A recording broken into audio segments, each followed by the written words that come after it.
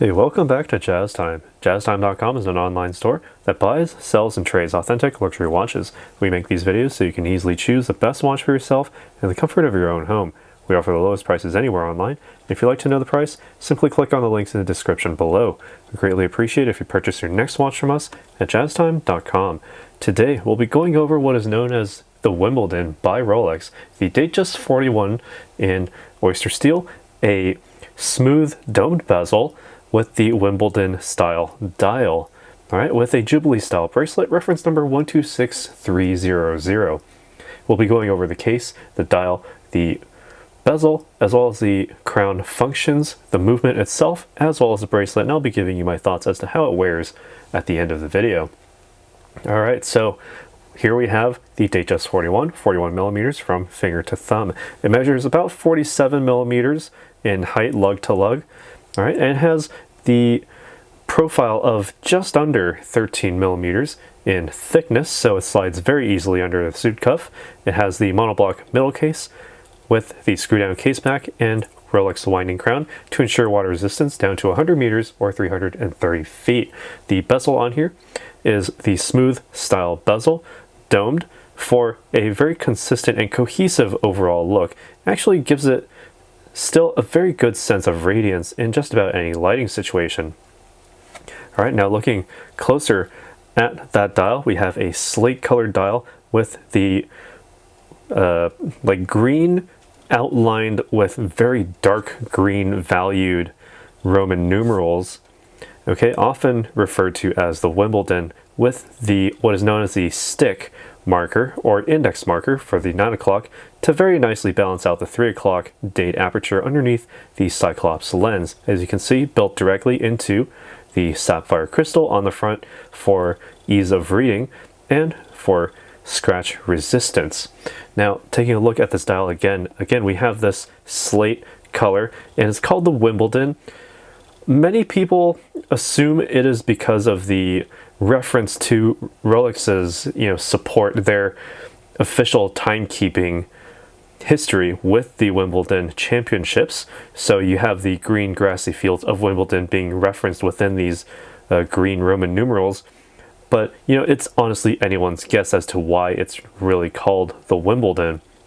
However, the way that Rolex have marketed it is that they display this watch in the two-tone version with the yellow gold bezel and yellow gold oyster style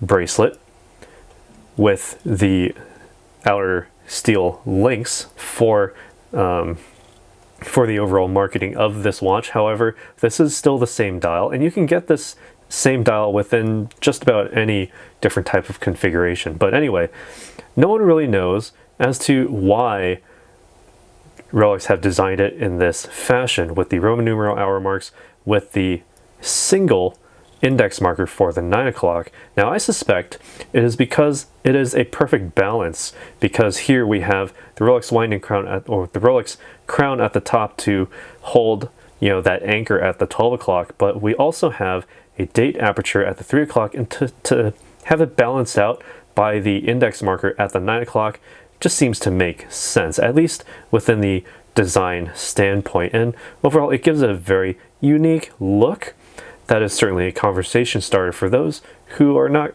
quite well versed in their Rolex dials. Now, taking a look at the function for this watch, works as you would expect with any other Datejust. Simply unwind the crown to the first position. This allows you to wind the watch rather easily. Just about 20 to 30 full winds is all you need to get it to a full charge from a dead stop. And once you start feeling that damping starting to ramp up in the rotation, you can then stop because you've reached pretty much the full power reserve. All right, pull out the crown to the next position. You can then adjust the date by rotating it clockwise. It's about a quarter turn to advance the date by 1.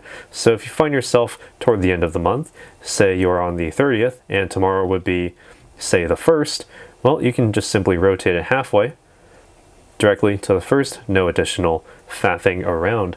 Right? Pulling out the crown to the final position stops that seconds hand or gives it that hacking function, so you can then adjust the minute hand precisely as you need to adjust the time properly. All right? Press the crown all the way back in, screw it tightly against that case to ensure that 100 meter or 330 foot water resistance below sea level. All right, so what makes all of this work? It is the caliber 3235. You can't see it through the case back, but it's made in-house by Rolex, the movement. It is a plus or minus 2 second per day time differential, giving it that superlative chronometer statement on the front, its credibility, and it has the center hour, minute, and seconds hands with the instantaneous date with rapid setting and the stop seconds for precise time setting, all that I have just demonstrated for you just now. The oscillator is a paramagnetic blue parachrome hairspring and high-performance Paraflex shock absorbers, meaning that you can get relatively close to magnets. You can get, take a few bumps, hits here and there, and it'll be keeping time just fine. All of this together gives it an approximate 70-hour power reserve. Impressive for a timekeeper like this, a 41mm watch. Now taking a look at the bracelet, the overall framing here, let me zoom out a bit. Here we have the Jubilee style bracelet, 5-piece links all the way across, the middle 3 being high polish in steel on this version, with a brush finished outer link set also in oyster steel with a high polish on the sides there as well, leading down, tapering very gently to the oyster folding clasp. It opens rather easily, just lift the top and there you go. Very easy with the Rolex stamp on the inside. And we also have a 5mm comfort extension. Now I had it open for a bit, here it is closed.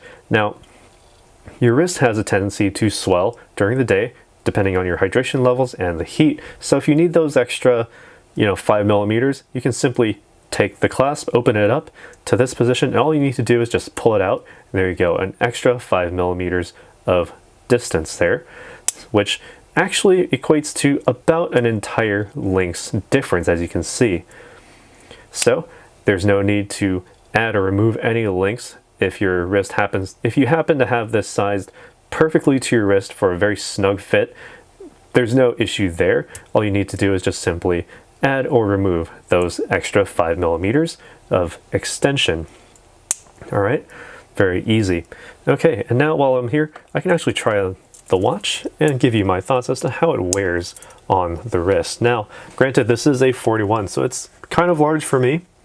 I prefer personally to have a 36mm, but the Wimbledon is only available on the 41mm style dial, and rightfully so. It's very large, and with those Roman numerals, you really need the spacing for the higher numbers, such as the 4 and the 8. But no issue there, as the stick marker, or the index for the 9, very nicely frees up a bit of space for all of those numbers on the left side of the dial. As to the comfort, very comfortable. The Jubilee style bracelet, you can't go wrong with this because there's plenty of breathability among all of these links here. All right, so there's no way that you'll be sweating when you have this on. You can wear it all day, all week, maybe to sleep if you wanted to. All right, now keep in mind that this is a 41mm, so it's a 47mm span from lug to lug, so I'm getting quite a bit of overhang here with the lugs not really tapering downward but more outward seemingly. This gives a little bit more breathing. I have no issue with that, especially with a dial like this one, so recognizable as well, this Wimbledon style dial on a Rolex Datejust 41. All right, you've heard my thoughts on this. I'd love to hear your thoughts on this. Let me know what you think on the Rolex Wimbledon style dial with a domed bezel, all in steel, with the Jubilee style bracelet. Let us know down in the comments below what you think. Be sure to hit that like button as it helps us out, and also subscribe if you haven't already. Hit that bell notification so you can be notified when we go live with another video like this one. And as always, if you'd like to purchase this watch or any other watch, visit our website, jazztime.com. Link is in the description below, and we'll see you in the next one. If you want to find out more about the watch you just saw in the video, you can just click below on Show More to see the full description. Then you can check the link next to Model as seen in video, click on it, and you will get to the proper page where you can see all the details. If you're watching on the mobile phone, you have to click on the arrow down on the right hand side below the video to see the full description. If you like this video, please give us a thumbs up. If you would like to share this video with your friends, you can use the share button below and share it on any platform you like. If you have questions, constructive feedback, want to tell us about some mistakes or misspeaks, just write a comment below.